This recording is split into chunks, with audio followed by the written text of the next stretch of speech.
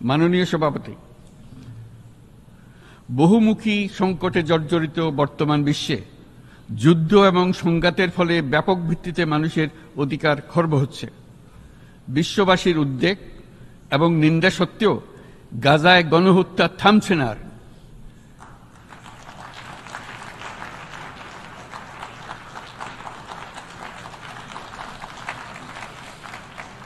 ফিলিস্তিনের মতো বিদ্যমান বাস্তবতা কেবল আরব কিংবা মুসলমানদের জন্যই উদ্বেগজনক নয়, বরং তা সমগ্র মানব জাতির জন্যই উদ্বেগের বিষয়।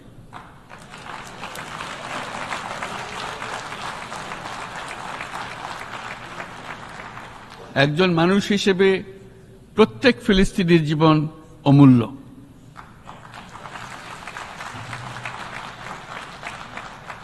ফিলিস্তিনের জনগণের বিরুদ্ধে যে মানবতা বিরোধী অপরাধ হচ্ছে তার জন্য সংশ্লিষ্ট সকলকে দায়বদ্ধ করতে হবে।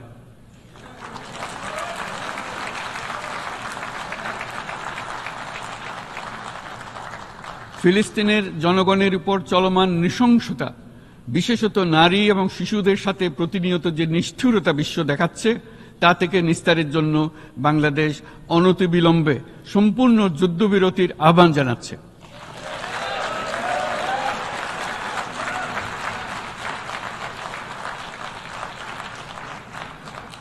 দ্বিরাষ্ট্রভিত্তিক সমাধানেই মধ্যপ্রাচ্যে টেকসই শান্তি আনতে পারবে। তাই জাতিসংঘ সহ আন্তর্জাতিক সম্প্রদায়ের সকলকে এর বাস্তবায়নের জন্য এখনই উদ্যোগ নিতে আহ্বান জানাচ্ছি।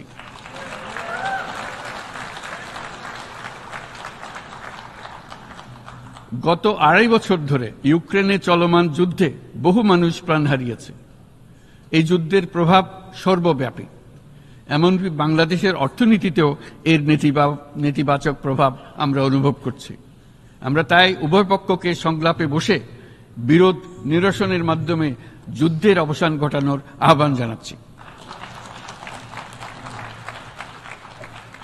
মাননীয় সভাপতি, বাংলাদেশ গত 7 বছর যাবৎ মিয়ানমার হতে আগত 12 লাখেরও বেশি রোহিঙ্গাদের মানবিক কারণে আশ্রয় দিয়ে আসছে। এর ফলে আমরা বিরাট সামাজিক, অর্থনৈতিক, পরিবেশগত ক্ষতির সম্মুখীন হচ্ছি। মিয়ানমারের অভ্যন্তরীণ সমস্যা থেকে সৃষ্ট এই সংকট বাংলাদেশ ও আমাদের অঞ্চলের জন্য প্রথাগত ও অপ্রথাগত উভয় ধরনের নিরাপত্তা ঝুঁকির কারণ হয়ে দাঁড়িয়েছে। মিয়ানমার থেকে বাংলাদেশে বলপূর্বক বাস্তুচ্যুত রোহিঙ্গাদের সহায়তা করতে আমরা অঙ্গীকারবদ্ধ। আমরা রোহিঙ্গাদের জন্য মানবিক সহায়তা কার্যক্রম চালু রাখা এবং তাদের টেকসই প্রত্যাবর্তন নিশ্চিত করার উদ্দেশ্যে আন্তর্জাতিক সম্প্রদায়ের পর্যাপ্ত সহায়তা অব্যাহত রাখার আহ্বান জানাচ্ছি। রোহিঙ্গাদের সাথে সংগঠিত হওয়া ব্যাপক ভিত্তিক মানবাধিকার লঙ্ঘনের জন্য আন্তর্জাতিক বিচার আদালত এবং আন্তর্জাতিক অপরাধ আদালতে চলমান বিচার প্রক্রিয়ার মাধ্যমে ন্যায় বিচার নিশ্চিত করাও সমানভাবে গুরুত্বপূর্ণ। রোহিঙ্গারা যাতে নিজ দেশে স্বাধীন এবং মর্যাদাপূর্ণ জীবনযাপন করতে পারে, সেই লক্ষ্যে অনুকূল পরিবেশ তৈরিতে জাতিসংঘ অন্যান্য আন্তর্জাতিক প্রতিষ্ঠানের ধারাবাহিক প্রচেষ্টার প্রশংসা দাবিদার।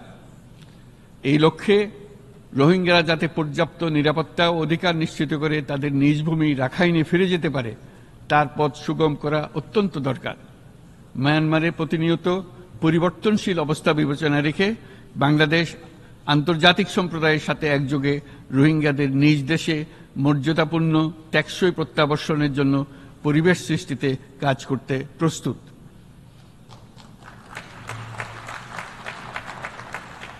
মাননীয় সভাপতি, রাজনৈতিক মুক্তি এবং সামাজিক অর্থনৈতিক জাগরণ ব্যতীত শান্তি ও নিরাপত্তা নিশ্চিতে সাফল্য অর্জন করা সম্ভব নয়। প্রায় 1 দশক পূর্বে বিশ্ব সম্প্রদায় সর্বসম্মতক্রমে এজেন্ডা 2030 প্রণয়ন করেছিল। আমরা সবাই আমাদের সামষ্টিক আকাঙ্ক্ষা ও বিশ্বাস অর্পণ করেছি এই সার্বজনীন টেকসই উন্নয়ন অভিষ্টগুলো অর্জনে। সার্বিকভাবে মাত্র 17% ও কম লক্ষ্যমাত্রা অর্জন হয়েছে। স্পষ্টতই এই ক্ষেত্রে অনেক উন্নয়নশীল রাষ্ট্র আরও পিছিয়ে আছে। উন্নয়নশীল দেশগুলোকে এসডিজি অর্থায়নের বছরে প্রায় 2.5 থেকে 4 ট্রিলিয়ন মার্কিন ডলারের সমান ঘাটতি মোকাবেলা করতে হচ্ছে। উন্নয়নশীল বিশ্বের ঋণের বোঝা, ক্ষয়িষ্ণু আর্থিক সক্ষমতা এবং জলবায়ু পরিবর্তনের ক্ষতিকর প্রভাবের কারণে বাংলাদেশের মতো দেশগুলিতে বেশি ঝুঁকিতে রয়েছে। আমরা আশা করি উন্নয়নের জন্য অর্থায়ন সংক্রান্ত চতুর্থ আন্তর্জাতিক সম্মেলনে এই ধরনের জটিল এবং কাঠামোগত সমস্যাগুলোর দিকে নজর দেওয়া হবে। বহুপাক্ষিক আর্থিক প্রতিষ্ঠানগুলোকে এমন অভিন্ন লক্ষ্যে নিয়ে যাওয়ার কাজ করতে হবে যাতে সকল রাষ্ট্র সমানভাবে সম্পদ ও সুযোগের ব্যবহার করতে পারে। তারা নিজেদের কর্মসূচিতে সামাজিক ব্যবসাকে গুরুত্বপূর্ণ ভূমিকা দিতে পারে, যাতে নিম্ন আয়ের দেশগুলোর বাস্তবতাকে বিশেষভাবে মোকাবেলা করা যায়, যা ব্যবসায়ী উদ্যোগ এবং ব্যক্তির সৃজনশীলতাকে উদ্বুদ্ধ করে, যা বঞ্চিত জনগোষ্ঠীকে বিশালভাবে সহায়তা করে। এই ক্ষেত্রে অবৈধ অর্থের প্রবাহ এবং উন্নয়নশীল দেশগুলো থেকে সম্পদ পাচার বন্ধ করা অত্যন্ত আবশ্যক। উন্নয়নশীল দেশগুলো থেকে পাচার হয়ে যাওয়া সম্পদ ফেরত আনার জন্য আন্তর্জাতিক সহযোগিতা জোরদার করতে হবে। আমরা আশা করি কর ফাঁকি রোধে আন্তর্জাতিক কর কনভেনশন অতি শীঘ্রই গৃহীত হবে। মাননীয় সভাপতি, আমরা যে নিবিড়ভাবে সংযুক্ত বিশ্বে বসবাস করছি, সেখানে অভিবাসন এবং মানুষের অবাধ প্রবাহ এক অলঙ্ঘনীয় বাস্তবতা। বাংলাদেশি নাগরিকরা প্রতিনিয়ত বিভিন্ন দেশে অভিবাসী হিসেবে যাচ্ছেন। তারা বিভিন্ন দেশে তাদের কর্মসংস্থানের সন্ধানে আছেন। বিশ্বের বিভিন্ন প্রান্তে এই মুহূর্তে প্রায় 1.5 কোটি প্রবাসী বাংলাদেশি আছেন।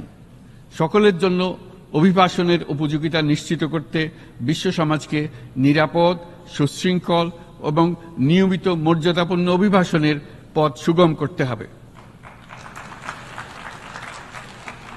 আন্তর্জাতিক সম্প্রদায়কে অভিবাসীদের মানবাধিকার এবং তাদের প্রতি মানবিক আচরণ নিশ্চিত করতে হবে।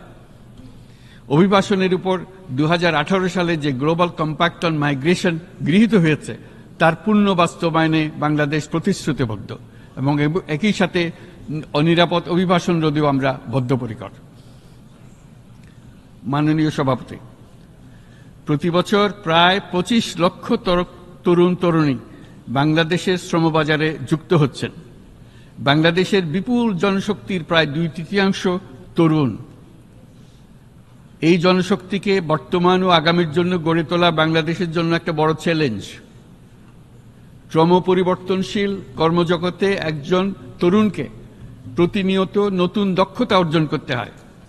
এই কর্মপরিবেশের সাথে মানিয়ে নেওয়া শিখতে হয়। এই জন্য বাংলাদেশ যখন মধ্যম আয়ের দেশ হিসেবে উন্নতি হচ্ছে, তখন আমরা শিক্ষা এবং প্রযুক্তিগত সহায়তা লাভের উপর বিশেষ জোর দিচ্ছি। এবার কৃত্রিম বুদ্ধিমত্তার বিষয়ে আসি।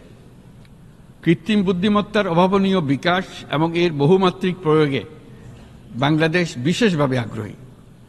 আমাদের তরুণ সমাজ জেনারেটিভ আর্টিফিশিয়াল ইন্টেলিজেন্সের সম্ভাবনা নিয়ে উচ্ছ্বসিত। একজন বিশ্ব নাগরিক হিসেবে তারাও চায় নতুন পৃথিবীতে নিয়োজিত হতে, কর্মক্ষম হিসেবে নিজেকে গড়ে তুলতে।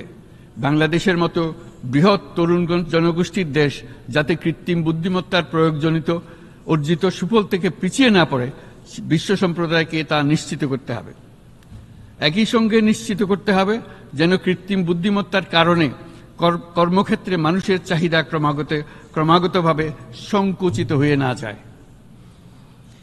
এই প্রসঙ্গে আমি উল্লেখ করি যে আমরা ভিন্ন একটা ইন্টেলিজেন্স, অটোনোমাস ইন্টেলিজেন্স, অর্থাৎ যে কৃত্রিম বুদ্ধিমত্তা নিজেই নিজের কৃত্রিম বুদ্ধিমত্তাকে সম্প্রসারিত করতে পারে মানুষের কোনো হস্তক্ষেপ ছাড়াই, তার ব্যাপারে আমরা বৈজ্ঞানিকদের দৃষ্টি আকর্ষণ করতে চাই। তারা যেন এই ক্ষেত্রে অগ্রসর হওয়ার আগে মানুষের উপরের প্রভাব সম্বন্ধে নিশ্চিত হয়ে অগ্রসর হন। আমাদের ধারণা অটোনোমাস ইন্টেলিজেন্স মানুষের অস্তিত্বকে বিপন্ন করে তুলতে পারে, কাজে এই ব্যাপারে আমাদের সম্পূর্ণ সজাগ থাকতে হবে। মাননীয় সভাপতি, আমাদের আসলে দরকার নতুন ধরনের সহযোগিতা কাঠামো, যেখানে বৈশ্বিক ব্যবসা ও জ্ঞানের অধিকারী গোষ্ঠী মানুষের চাহিদাগুলোকে যথাযথভাবে অনুধাবন করবে। আন্তর্জাতিক সহযোগিতার মাধ্যমে উন্নয়নশীল দেশগুলোর জন্য এমন একটি রূপান্তরকারী ব্যবস্থা তৈরি করতে হবে যা কর্মসংস্থান, আর্থসামাজিক প্রতিকূলতা বা জীবিকার জন্য যুৎসয় সমাধান নিশ্চিত করবে। মাননীয় সভাপতি, আমাদের প্রচেষ্টা, সক্ষমতা এবং সম্পদ একত্রীকরণের মাধ্যমে সকলের সামর্থ্য, উদ্ভাবনী শক্তি এবং সমৃদ্ধিকে কাজে লাগাতে হবে। আর্থসামাজিক উন্নয়ন এবং জলবায়ু সহনশীলতা নিয়ে আমরা প্রতিনিয়ত যে প্রতিকূলতার সম্মুখীন হচ্ছি, সম্মিলিত উদ্যোগের মাধ্যমে তার মোকাবেলা করতে হবে। বৈশ্বিক দক্ষিণের দেশগুলোকে অনন্য অর্থনৈতিক এবং সামাজিক প্রেক্ষাপটে দক্ষিণ দক্ষিণ এবং ত্রিভুজীয় সহযোগিতা এই ক্ষেত্রে বিশেষভাবে সহায়ক হতে পারে বলে আমি মনে করি। বৈশ্বিক দক্ষিণের আওয়াজকে বিশ্বব্যাপী জোরালোভাবে তুলে ধরার জন্য প্রয়োজন সম্মিলিত উদ্যোগ। সেই জন্য বৈশ্বিক এজেন্ডা প্রণয়ন ও বাস্তবায়ন নিশ্চিত করতে বৈশ্বিক দক্ষিণের দেশগুলোর মতামতকে যথাযথ গুরুত্বের সাথে বিবেচনা করতে হবে। জনাব সভাপতি, কোভিড অতিমারির অভিজ্ঞতায় আমরা দেখেছি জনস্বাস্থ্যে ব্যাপক বিনিয়োগ কতটা গুরুত্বপূর্ণ হতে পারে। বিশ্ব স্বাস্থ্য সংস্থায় বৈশ্বিক অতিমারি চুক্তির চলমান আলোচনায় বাংলাদেশ নেতৃত্ব প্রদান করে চলেছে।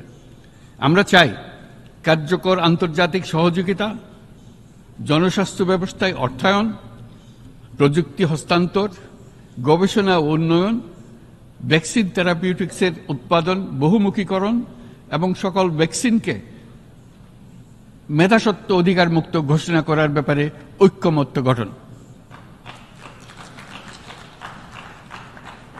অসংক্রামক রোগসমূহের বিরুদ্ধে লড়াইয়ে এই বিষয়গুলি অত্যন্ত গুরুত্বপূর্ণ। জনাব সভাপতি, এবছর আমরা জাতিসংঘের সাথে বাংলাদেশের অংশীদারিত্বের সুবর্ণ জয়ন্তী উদযাপন করছি। গত 50 বছর ছিল আমাদের জন্য একটা পারস্পরিক শিক্ষণীয় সম্মিলিত যাত্রা। সীমিত উপায়ে বাংলাদেশ বৈশ্বিক শান্তি ও নিরাপত্তা, ন্যায়, সমতা, মানবাধিকার প্রতিষ্ঠায় ধারাবাহিকভাবে অবদান রেখে আসছে। আমাদের সমন্বিত প্রয়াসের পেছনে আছে সত্যিকার অর্থে একটি নিয়মভিত্তিক বৈশ্বিক ব্যবস্থা গড়ে তোলা। এই প্রসঙ্গে উদাহরণ হিসেবে আমি স্মরণ করছি 1999 সালে জাতিসংঘ সাধারণ পরিষদে ক্ষুদ্র ঋণের উপর গৃহীত রেজুলেশনের কথা। সেই সময় জাতিসংঘ 2005 সালকে ইয়ার অফ মাইক্রোক্রেডিট ঘোষণা করেছিল, যার ফলে ক্ষুদ্র ঋণ বিশ্বব্যাপী সম্প্রসারিত হবার সুযোগ পেয়েছিল। একই সময়ে বাংলাদেশের উদ্যোগে গঠিত হয়েছিল ফ্রেন্ডস অব মাইক্রোক্রেডিট। 2001 সাল থেকে সাধারণ পরিষদে কালচার অফ পিস সংক্রান্ত বাৎসরিক যে রেজলিউশন গৃহীত হয়ে আসছে, বা নিরাপত্তা পরিষদে নারী, শান্তি ও নিরাপত্তা সংক্রান্ত যে 1325 নম্বর রেজলিউশন গৃহীত হয়েছিল, তা বাংলাদেশের বিশ্বজনীন উদ্যোগগুলোর প্রতিফলন এবং অবদান। মাননীয় সভাপতি, আজ এই মহান বিশ্বসভায় বিশ্ব নেতৃবৃন্দের উপস্থিতিতে প্রতিধ্বনিত হচ্ছে শান্তি, নিরাপত্তা, ন্যায় বিচার প্রতিষ্ঠা এবং সম্পদের সুষম বন্টনের মাধ্যমে সকলের অন্তর্ভুক্তি নিশ্চিত করার আহ্বান। সদস্য রাষ্ট্র হিসেবে আমাদের প্রত্যেককে আজ গভীরভাবে অনুধাবন করতে হবে কিভাবে আমরা নারী, পুরুষ সকলের জন্য ও আগামীর দিনগুলোতে উদ্যোক্তা হবার সমান সুযোগ সৃষ্টি এবং তাদের ক্ষমতায়ন নিশ্চিত করতে পারি। সকল বৈশ্বিক সমস্যার সমাধানের জন্য আমাদের সবার হাতে যথেষ্ট সক্ষমতা, সম্পদ এবং উপায় রয়েছে। আসুন আমরা জাতীয় বা আন্তর্জাতিক যেসব প্রতিশ্রুতি দিয়েছি তা বাস্তবায়ন করি এবং অর্থনৈতিক ক্ষেত্রে সামাজিক ব্যবসার ধারণা প্রতিষ্ঠিত করে সকল প্রকার বৈষম্য ও অসমতার অবসানে ঐক্যবদ্ধভাবে আমরা কাজ করি। বাংলাদেশের তরুণরা প্রমাণ করেছে যে মানুষের স্বাধীনতা, মর্যাদা ও অধিকার সমুন্নত রাখার অভিপ্রায় কোনো উচ্চাভিলাষ নয়, বরং এটা সকলের নিশ্চিত প্রাপ্য। আজ এই মহান সমাবেশে আপনাদের উপস্থিতিতে শান্তি, সমৃদ্ধি ও ন্যায় বিচার নিশ্চিত করতে আন্তর্জাতিক, আঞ্চলিক এবং জাতীয় পর্যায়ে বাংলাদেশে তার ভূমিকাকে ক্রমাগতভাবে জোরদার করার নিশ্চয়তা দিচ্ছে। আজ আপনাদের সবাইকে শুভেচ্ছা জানাচ্ছি, ধন্যবাদ জানাচ্ছি।